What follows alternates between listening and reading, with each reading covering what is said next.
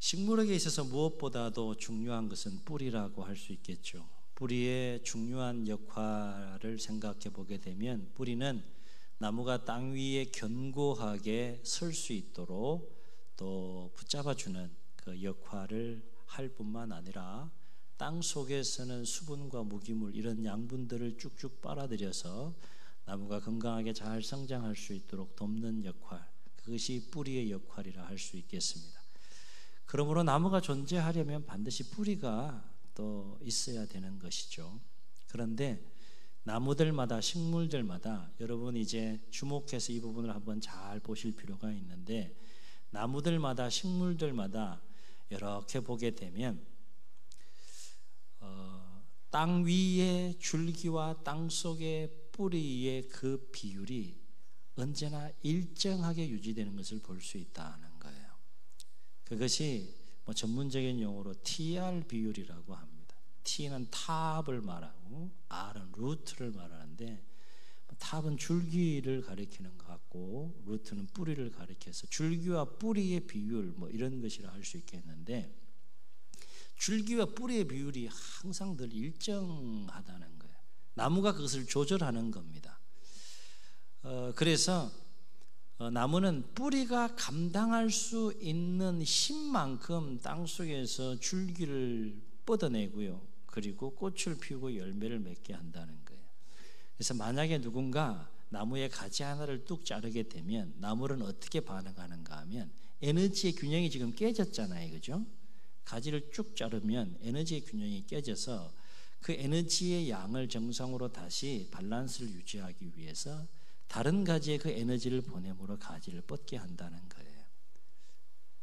그런 것 같죠, 그죠? 그리고 이게 뿌리를 이렇게 자르게 되면 나무는 어떻게 반응하는가 하면, 가지의 수를 줄여가지고 그 뿌리와 줄기의 비율을 항상 일정하게 조절해 가므로 그 나무의 생명과 건강을 유지해 간다라고 하는 것입니다. 그러니까 나무는 주어진 환경에 언제나 자기를 잘 다스릴 줄 알고 적응해 가면서 건강한 그 생명의 상태를 유지해 가는 모습을 볼 수 있다는 거예요. 사랑하는 성도 여러분, 우리가 인생을 살아가면서 또 신앙생활을 해가면서 실족하지 않고 끝까지 승리하는 삶을 살아가려면 우리에게 꼭 필요한 것이 무엇일까라고 하는 겁니다. 오늘 이 질문과 관련해서 오늘 말씀을 통하여 은혜를 나누려고 합니다. 오늘 말씀 너무나 잘 아는 말씀이에요. 이스라엘 백성들이 출애굽한 지 광야 40년 그 여정 끝자락에 있었던 머리바 물 사건에 관한 이야기가 오늘 우리가 읽은 말씀의 내용이라 할 수 있어요. 20장 1절에 보게 되면 첫째 달에 이스라엘 백성들이 어디에 이르렀다고 했습니까? 신광야, 우리 개역성으로는 똑같이 신광야로 하지만 영어로는 진광야로 그렇게 좀 구분해서 번역은 하는데, 신광야에 이르러 가데스에 이르렀다라고 했어요. 여기에서 20장 1절에 나와는 첫째 달은 굉장히 중요한 달이라고 할 수 있겠는데, 그 첫째 달은 어떤 달인가 하면 이스라엘 백성들이 430년 노예 가운데서 출애굽하고 39년이 지나고 40년째 맞이하는 첫째 달에 이르렀다라고 하는 거예요. 그때 어디에 이르렀다는 겁니까? 신광야 가데스에 이르렀다라고 했어요. 그리고 거기에서 슬픈 사건이 하나 생기는데 어떤 일이 생깁니까? 모세의 누이 미리암이 죽게 되고 그 미리암을 장사 지냈다라고 했는데, 이것은 무엇을 의미해 주는가 하면 출애굽 1세대가 40년 광야 여정 속에 결정적으로 하나님 앞에 불순종하는 사건이 있었는데, 그것이 가데스 바네아 사건이었고, 그로 인해서 40년 광야 여정길을 하나님께서 돌리시는 과정 속에 1세대가 다 죽게 됩니다. 그리고 지금 누가 죽은 거예요? 모세의 누이 미리암이 신광야 가데스에서 죽게 된 거예요. 그러면 이제 1세대 가운데 누구만 남았느냐? 모세와 그 형 아론과 그 다음에 끝까지 약속의 땅에 들어가게 될 여호수아와 갈렙, 이 네 사람만 남았다는 거예요. 오늘 말씀 보면 뒤에 이제 아론의 죽음 사이에, 미리암과 아론의 죽음 사이에 오늘 이 머리바 물 사건에 관한 이야기가 기록되고 있는 것을 보게 됩니다. 또 한 가지 미리암이 죽어서 장사를 거기서 지냈다는 것은 어떤 의미가 또 담겨 있는가 하면, 오늘 이 머리바 물 사건은 출애굽 1세대에 있었던 사건이 아니라 이제 광야 여정을 거의 끝자락에 남겨두고 곧 약속의 땅에 들어가 정착해야 될 출애굽 2세대들에게 있었던 이 사건이 바로 오늘 머리바 물 사건이라고 하는 것입니다. 2절과 5절을 보게 되면 그들은 마실 물이 없어서 모세와 아론에게 원망하는 모습을 볼 수 있는데, 여러분 성경을 보게 되면 40년 광야 여정 속에 머리바 물 사건이 2번 소개되고 있는 것을 보게 돼요. 첫 번째 머리바 물 사건은 오늘 사건을 기점으로 39년 전에 있었던 이야기입니다. 출애굽에서 시내산 근처에 신광야에 이르렀을 때에 출애굽 1세대가 물이 없어서 하나님 앞에 불평함으로 물의 문제를 해결했던 사건이 첫 번째 머리바 물 사건입니다. 그로부터 39년이 지난 이 시점에 지금 출애굽 1세대가 아닌 2세대가 그 부모 세대와 똑같이 지금 뭐하고 있는 거예요? 물이 없어서 원망하고 있는 모습을 우리가 말씀을 통해서 보고 있다라고 하는 것이죠. 그들이 원망한 내용이 뭡니까? 똑같아요. 부모 세대와 똑같습니다. 광야 여정 가운데 우리 형제들과 함께 여호와 앞에서 죽어 나아갈 때 우리도 차라리 그때 죽었으면 좋았을 뻔했다. 부모와 형제들 1세대가 죽어 나갔잖아요. 그때 우리가 차라리 죽었으면 훨씬 좋았을 뻔했다. 계속 불평합니다. 왜 우리를 이 광야로 인도해서 우리 짐승들 다 죽이느냐? 우리와 짐승들 왜 다 광야에서 죽게 만드느냐? 계속 불평합니다. 왜 애굽에서 우리를 인도하여 내어 이 나쁜 곳으로 인도했느냐? 이게 파종할 것도 없다. 무화과도 없고, 무화과 그렇게 먹고 싶었나 봐요. 요즘 과일 시즌이잖아요. 또 그렇죠? 무화과도 없고 포도도 없고 뭐 석류도 없고 마실 물도 없다. 막 불평합니다. 여러분 없는 것만 있었습니까? 40년 동안 만나가 내렸고 구름기둥 불기둥으로 역사했고 그 현장에 없는 것만 있었던 것이 아니라 영적인 안목에서 보면 그들의 삶을 40년 동안 끌고 오면서 책임주신 하나님이 그곳에 계셨어요. 아멘. 그거 보지 못하는 겁니다. 백성들이 뭐 원망하는 소리를 뭐 한두 번 겪은 이 모세와 아론이 아닌데, 어쨌든 백성들이 원망하고 막 불평하니까 마음이 많이 힘든 거예요. 힘들어도 모세와 아론 스스로가 그 문제를 해결할 수 없는 상황 속에서 늘 그랬던 것처럼 하나님 앞에 나아가 엎드립니다. 하나님 어떻게 해야 됩니까? 도와주십시오. 간구했을 때 하나님께서 해결책을 제시해 주시는데 8절에서 하나님께서 어떤 해결책을 제시해 주십니까? 지팡이 잡아라 모세야. 그리고 형 아론과 함께 백성 앞에 나아가라. 그리고 백성을 모아라. 그리고 반석을 향하여서 명령하기를 물을 내라. 이렇게 명령해라. 그러면 그 반석에서 물이 나올 것이고 회중과 짐승들 다 마시게 될 거다. 해결책을 하나님이 제시해 줍니다. 일단 해결책을 받았어요. 그리고 모세와 아론은 하나님 말씀에 순종해서 회중 앞에 나아갑니다. 지팡이를 잡고 회중 앞에 나아가요. 그리고 반석에서 물을 내는데 문제는 여기서 생기는 거예요. 40년 동안 광야 여정 200만이 넘는 민족을 이끌고 나가는 리더십을 발휘해 가면서 얼마나 많은 시련과 어려움들이 있었어요. 그러나 불평 한번 하지 않았습니다. 모세가 한 번도 하나님의 말씀에 토를 달건 하나님 말씀에 불순종하지 않았던 모세인데, 그날따라 웬일인지 모세는 그 상황 속에서 하나님의 말씀에 불순종하고 거역함으로 결정적인 실수를 하게 됩니다. 그래서 모세와 아론은 이 머리바 물 사건으로 인하여서 하나님의 무서운 징계를 받게 되는데, 그 징계의 내용이 뭡니까? 징계의 내용이 뭐예요? 너와 형 아론은 1세대와 마찬가지로 약속의 땅 못 들어간다. 이거는 모세와 아론에게 있어서는 엄청난 징계예요. 누구보다도 그 땅에 들어가기를 원하고 그 땅을 밟고 싶어 했을 텐데, 하나님이 지금 뭐라고 하시는가 하면 이 물사건 하나로 너하고 형 약속의 땅 못 가. 알았지? 이게 하나님께서 내린 징계예요. 그래서 결국 1세대와 함께 광야에서 죽음을 맞이할 수밖에 없는 운명에 놓이게 됩니다.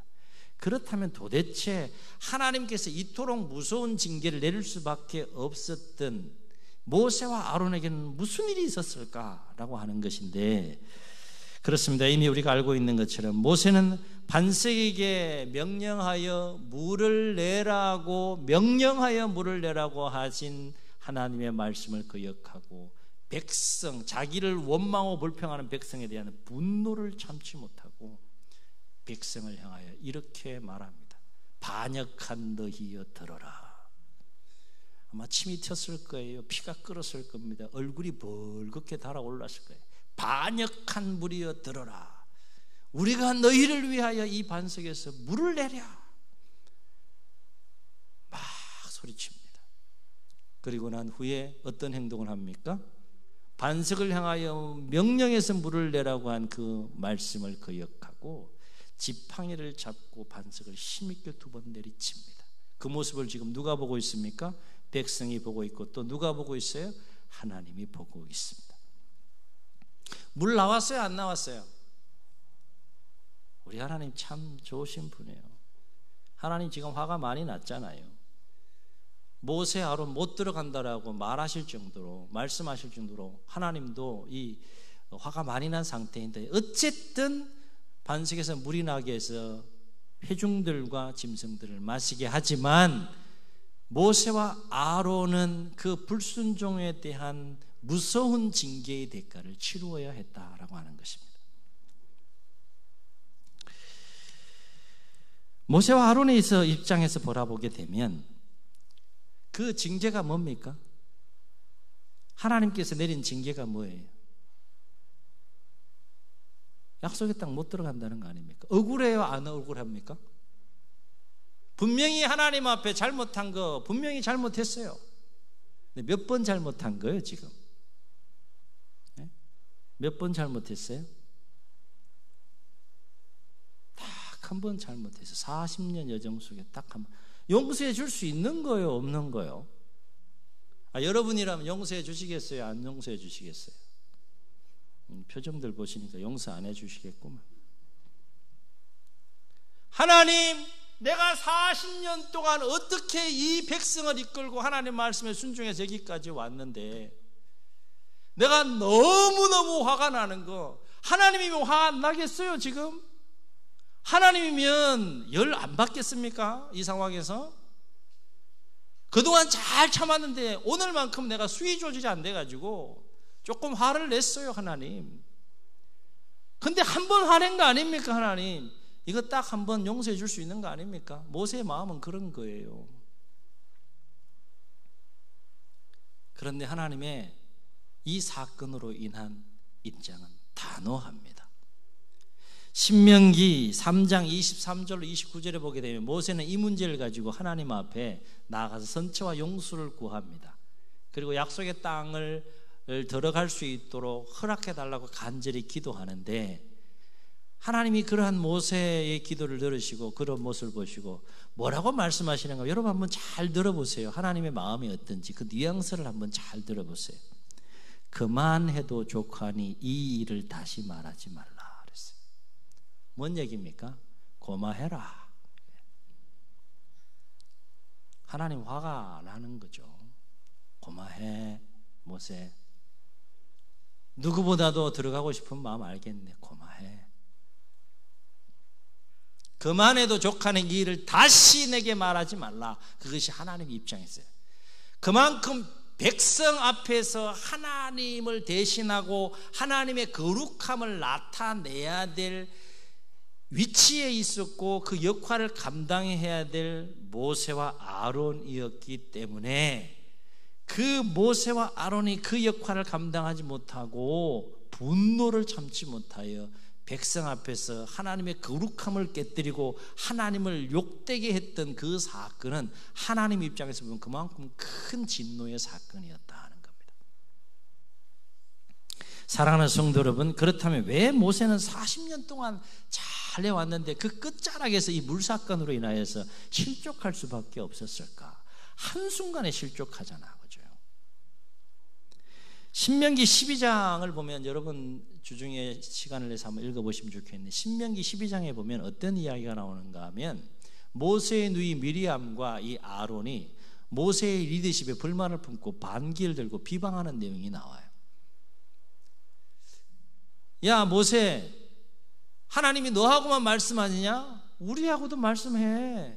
근데 왜 너 혼자 잘난 척하냐? 왜 네가 최고인 척하냐? 비방합니다. 그 모습을 누가 보는 거면 하나님이 보세요. 그리고 셋을 불러. 셋 다 이리 와. 하나님이 이렇게 불러요. 그리고 혼내키는 장면이 신명기 12장에 나옵니다. 이 미리암과 아론을 혼내키면서 미리암에게 벌을 내리시는데 나병에 걸리게 해요. 그 모습을 보고 깜짝 놀래가지고 아론이 모세에게 잘못했다고 그러고 하나님 앞에 잘못했다고 빕니다. 그리고 누이 이 미리암의 나병이 낫게 해달라고 모세에게 기도를 요청하는 모습 보게 돼요. 이러한 상황 속에서 사실 다른 사람도 아니고 가장 모세의 마음을 잘 이해해 줘야 될 그 누이와 형인 미리암과 아론이 반기를 들고 비방하면 모세의 마음도 뒤집힐 수 있는 상황인데, 모세는 그렇지 않고 그 상황 속에서 하나님의 긍휼을 구하며 나병에 걸린 미리암을 낫게 해달라고 중보함으로 치유하는 역할을 합니다. 그리고 그러한 모세에 대해서 12장 3절에서 이 모세에 대하여 어떻게 소개하고 있는가 하면, 여러분 한번 잘 들어보세요. 이 사람 모세는 온유함이 지면의 모든 사람보다 더하더라. 무슨 얘기입니까? 모세는 누구보다도 잘 참는 사람이었다는 거예요.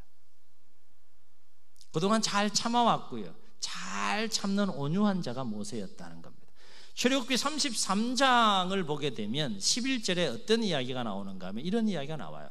이스라엘 백성들이 40년 광야 여정을 군대의 진을 치듯이 진을 치고 이동하고 멈추고 이 과정을 계속해 가면서 40년 광야 여정을 이동해 가는데, 그 중에서 특별히 모세는 이스라엘 진영 바깥에 회막이라는 것을 짓고 그곳에서 늘 나아가 하나님과 독대하면서 친밀하게 영적으로 깊이 교제하는 그 모세의 모습을 출애굽기 33장에서 기록하고 있는데요, 그러한 모세에 대해서 뭐라고 소개하고 있는가 하면 이렇게 소개해요. 사람이 친구와 이야기함 같이 여호와께서 모세와 대면하여 말씀하셨다는 거예요. 이거는 뭐 엄청난 은혜이고 엄청난 관계예요. 사람이 친구와 이야기함 같이 그렇게 친밀함 가운데에서 교제하는 삶을 날마다 살아갔던 인물이 모세. 그런데 어찌하여 그 온유함이 지면의 모든 사람보다 더한 모세였고, 매일같이 친구와 이야기함 같이 하나님과 친밀한 교제 가운데서 영적으로 충만한 삶을 살았던 이 모세가 끝자락에 머리바 사건이라 해서 한순간에 그렇게 실족할 수 있었을까? 오늘 말씀을 가만히 보면 모세는 주어진 상황 속에서 이것을 못함으로 인하여서 실족하는 모습을 보게 돼요. 이게 뭘까? 절제입니다. 절제를 하지 못한 거예요. 그동안 잘 참고 절제했는데, 그래서 지면의 모든 사람보다 온유함이 더하다는 평가까지 받았는데 그날만큼은 절제하지 못한 거예요. 우리가 여기서 주목할 것은 평소에 아무리 온유하고 평소에 아무리 하나님과 친밀한 교제 가운데 영적으로 충만한 신앙생활을 한다 할지라도 절제하지 못하면 한순간에 넘어질 수 있다는 거예요. 그 얘기는 뭡니까? 그만큼 절제한다는 것이 쉽다는 거예요? 어렵다는 거예요? 어렵다는 거예요. 항상 긴장감 속에서 하는 거예요. 그만큼 절제하는 것이 결코 쉽지 않은 것을 우리에게 이야기해 줘요. 신약으로 넘어가서 이 절제의 문제를 생각해 보게 되면 성령의 9가지 열매 중에 맨 마지막에 나오는 게 절제예요. 성령의 열매가 절제라는 것은 뭡니까? 우리 힘으로는 어렵다는 거예요. 하나님의 도우심이 필요하다는 거예요. 그만큼 사람은 연약하다는 존재라는 거죠. 천하의 모세도 넘어졌습니다. 그렇게 귀하게 쓰임받고 그렇게 영적으로 충만하고 온유함이 정말 충만했던 그 천하의 모세도 마지막에 무너졌어요. 물론 큰 틀에서는 하나님 은혜 가운데 그의 생을 또 아름답게 잘 마무리하지만, 그러나 절제가 아무리 힘들고 아무리 어렵다고 할지라도 그럼에도 불구하고 우리의 인생의 여정을 끝까지, 그리고 우리의 신앙의 여정을 끝까지 실족하지 않고 승리하는 삶을 살아가려면 반드시 절제하는 삶을 살아야 한다는 거예요. 아멘. 그러면 우리는 무엇을 절제하며 살아야 될까? 그렇습니다. 모든 일에 하나님의 뜻 안에서 반드시 절제해야 될 일이 있다 그러면 반드시 절제하는 삶을 살아야 하는데, 특별히 오늘 말씀을 통해서 모세는 무엇을 절제하지 못함으로 인하여서 실족할 수밖에 없었는가를 우리가 주목해 볼 필요가 있다는 거예요. 오늘 말씀을 가만히 보면 모세는 세 가지를 절제하지 못함으로 넘어집니다. 첫째는 감정이에요. 모세는 감정을 절제하지 못했어요. 그동안 잘했는데, 잘 참았는데 오늘만큼은 절제하지 못했습니다. 특히 분노하는 그 감정을 절제하지 못했습니다. 분노하는 그 감정을 백성 앞에서 그대로 발설합니다. 그대로 표현합니다. 반역한 너희여 들으라. 우리가 너희를 위하여 이 반석에서 물을 내랴. 그리고 그 분노하는 마음을 어떻게 표현합니까? 분노하는 마음을 절제하지 못하니까 하나님의 말씀에 불순종해서 명령하지 않고 반석을 2번 내리쳤다라고 했어요. 그 모습을 보시고 하나님이 진노하셨다는 거죠. 2번째, 뭘 절제하지 못했느냐? 생각을 절제하지 못했다는 거예요. 오늘 말씀을 가만히 보면 모세가 생각을 절제하지 못하고 잘못된 생각에 사로잡혀서 실족하는 모습을 보게 돼요. 2가지 잘못된 생각에 사로잡히는데, 첫째는 뭔가 하면 반석에서 물을 내시는 분이 누굽니까? 하나님이에요, 모세예요? 1번 하나님, 2번 모세.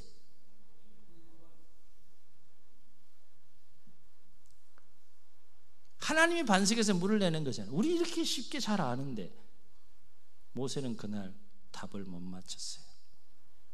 하나님이 반석에서 물을 내시는 분인데 그날만큼은 모세가 무슨 잘못된 생각에 사로잡혔는가 하면 생각을 절제하지 못해서 아론과 함께 우리가 반석에서 물을 낼 수 있다라고 착각한 겁니다.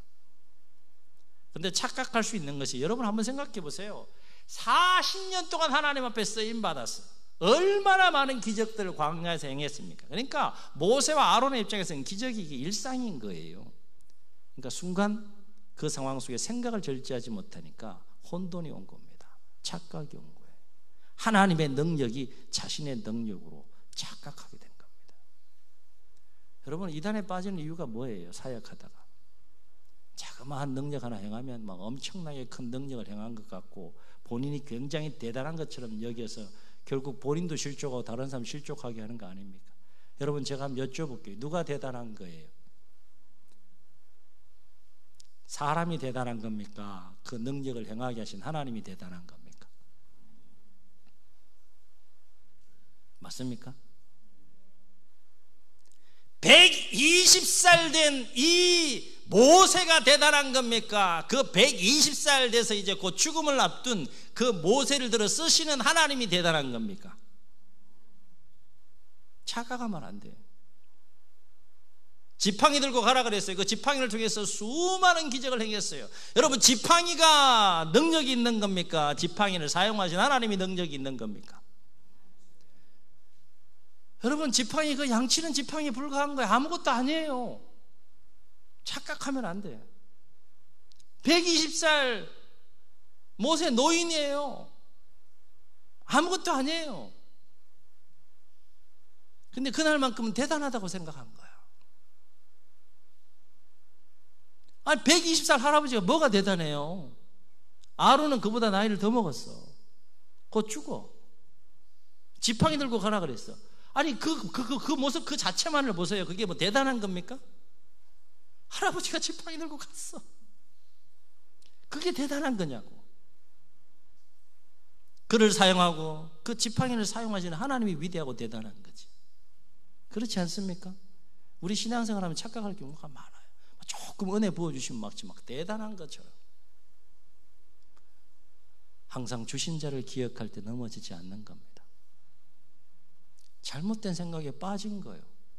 그러니까 모세가 백성 앞에서 뭐라고 얘기를 했어요? 우리가 너희를 위하여 이 반석에서 물을 내랴 그랬어요. 쥐들이 뭔데? 그죠?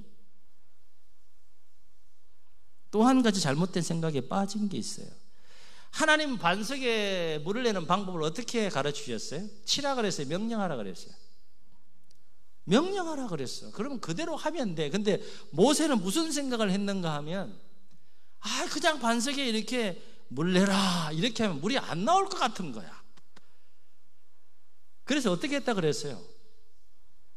뭐라도 이렇게 액션을 취하고 쳐야지 물이 나올 것 같은 거예요. 그런데 이미 경험이 있잖아요. 언제? 39년 전에 해봤어. 여러분, 경험이 하나님의 말씀에 앞설 수는 없습니다. 실족할 수 있는 거예요. 경험 얼마나 확실한 겁니까? 그죠? 39년 전에 반석을 내가 쳐서 물을 내게 했던 그 경험이 있는 겁니다. 그러니까 그 경험이 앞서서 생각을 절제하지 못하고 반석을 두 번 쳐버린 거예요. 여러분, 한번 제가 여쭤볼게요. 명령하면 물이 안 나왔을까요? 네? 쳐야 물이 나왔겠습니까? 쳐도 물이 나온 거예요. 오늘 사실은 이게 중요한 거 아닙니까? 명령에 물이 나오는 건데 쳐도 물이, 이게 은혜인 거죠. 은혜인 거죠. 여기서 우리가 반드시 기억해야 될 것은 뭔가 하면, 하나님은 철저하게 어떤 하나님의 일을 행할 때 내 방식대로, 내 생각대로, 내 고집대로 그 일을 하기를 원치 아니하시고, 이해가 되지 않다고 할지라도, 내가 수용하고 받아들일 수 없다 할지라도 철저하게 하나님의 방식과 하나님의 마음과 하나님의 뜻대로 그 일을 하기 원하신다는 겁니다. 교회 안에 위대한 하나님의 새로운 역사가 일어나려면 이 부분 분명하게 하고 가야 됩니다. 직분 따라, 은사 따라, 열정 따라 섬기고 충성할 때 이 부분 분명하게 하고 가셔야 돼요. 그냥 하나님이 하라는 대로 하는 거예요. 그게 신앙입니다. 그게 경건입니다. 그게 토를 달고 생각을 달고 플러스하고 알파하고 이렇게 되면 문제가 생기는 거죠. 그래서 하나님은 이러한 모세의 모습과 관련해서 뭐라고 말씀했습니까? 너희가 나를 믿지 아니하고, 반석 친 거 하나님 못 믿어서 너 그렇게 했다, 그 얘기입니다.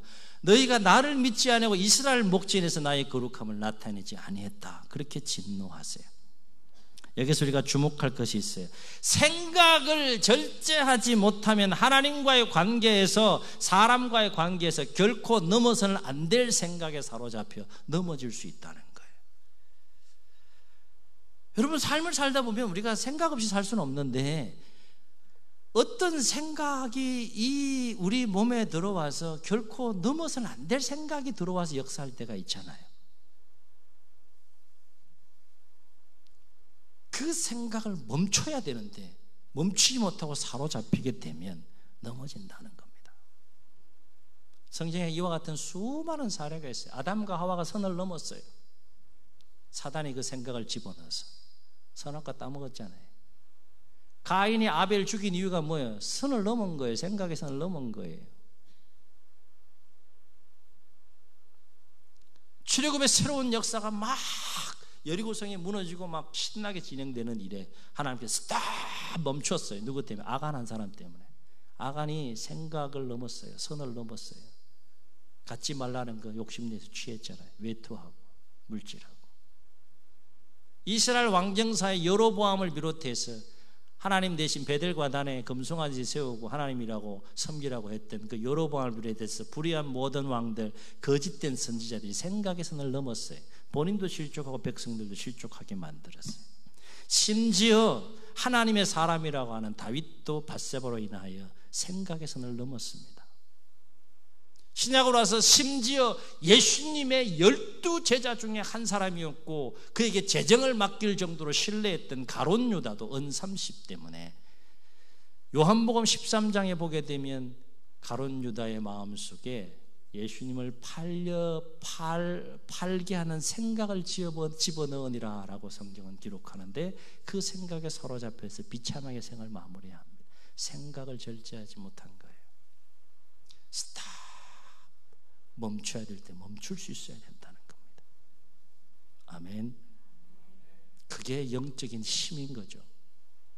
그게 여러분의 영혼을 살리고 삶을 살리고 인생을 살리고 영생을 향하여 나가는 길이라는 거예요. 침투에 들어오는 넘지 말아야 될 생각이 역사할 때 멈춰야 되는 겁니다. 또 한 가지, 모세가 그날 그 현장에서 절제하지 못한 것이 하나 있어요. 여러분 잘 들으세요. 뭘 절제하지 못했습니까? 말을 절제하지 못한 거예요. 혀를 절제하지 못한 거예요. 결코 해서는 안 될 말을 해버렸어요. 백성 앞에서 했고 하나님 앞에서 해버렸습니다. 그래서 하나님이 진노한 거예요. 야고보 사도는 신약 야고보서 3장 6절로 8절에서 이 혀와 관련해서 이렇게 말합니다. 여러분 한번 잘 들어보세요. 혀는 불이요 그랬어요. 불은 자그마한 불씨 하나로 산 전체 태웁니다. 얼마나 힘이 큰지. 혀는 불이요 불의의 세계라 그랬어요. 불의로 가득한 것이 혀라는 겁니다. 혀는 불이요 불의의 세계라. 혀는 우리 지체 중에서 온몸을 더럽히고, 그 다음 잘 들어보세요. 삶의 수레바퀴를 불사르라니. 수레에서 수레바퀴 불타면 수레가 어떻게 돼요? 쓸모없는 겁니다. 삶이 무너진다는 거예요. 무엇으로? 혀로 말미암아. 그런데 그 불이 어디서 나오느냐? 그 사르는 것이 지옥불에서 나느니라. 그 다음 잘 들어보세요. 여러 짐승과 새며 벌레와 바다의 모든 생물은 다 우리가 길들일 수 있고 길들여 왔으나 혀는 능히 길들일 수 없나니 쉬지 않은 악이요 죽이는 독이 가득하니라 그랬어요. 잠언의 제자는 18장 21절에서 그 유명한 말씀합니다. 죽고 사는 것이 혀의 힘에 달렸나니 혀를 쓰기를 좋아하는 자는 그 열매를 먹으리라. 죽고 사는 것이 혀에 달려있다. 왜 혀를 절제해야 된다는 겁니까? 두 가지 중요한 이유를 말씀을 통해 발견할 수 있어요. 하나는 혀는 길들일 수 없기 때문에 절제할 수밖에 없다는 거예요. 또 한 가지, 그 혀로 인하여서 우리 인생이 무너질 수 있기 때문에 우리는 절제할 수밖에 없다는 겁니다. 사랑하는 성도 여러분, 우리가 남은 생애를 살아가면서 우리의 삶의 여정 속에, 신앙의 여정 속에 실족하지 않고 승리하는 삶을 살기 위해서 우리가 절제해야 될 것이 뭘까? 오늘 내가 절제할 것이, 나에게 필요한 절제가 뭘까? 잠언의 제자는 16장 32절에서 이렇게 말합니다. 노하기를 더디하는 자는 용사보다 낫고 자기의 마음을 다스리는 자는 성을 빼앗은 자보다 나으니라. 아멘. 아멘. 노하기를 더디하는 자는 용사보다 낫고 자기의 마음을 다스리는 자는 성을 빼앗는 자보다 나으니라. 사랑하는 성도 여러분, 바로 없기는 모든 일에 우리가 범사에 하나님의 뜻 안에서 절제해야 될 일이 있다면 더욱더 절제하는 삶을 살기 위해 몸부림치시되, 특별히 감정을 잘 다스리시고 생각을 잘 다스리시고 혀를 잘 다스리심으로 어떠한 상황 속에서 넘어지지 않고 승리하는 삶을 살아가는 우리 모두가 될 수 있기를 주의 이름으로 축원합니다. 축원합니다. 우리 말씀을 기억하시면서 찬양하시고 통성으로 기도합니다.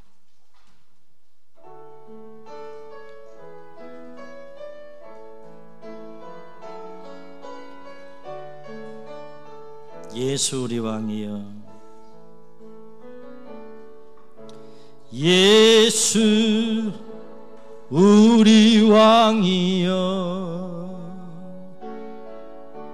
이곳에 오소서. 보좌로 주여 임하사 찬양을 받아 주소서. 주님을 찬양하오니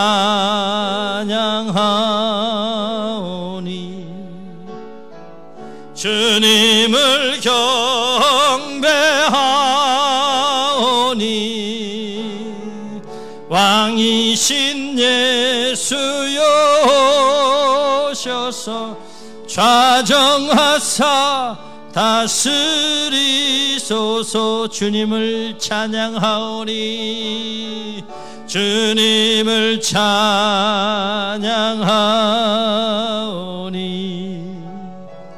주님을 경배하오니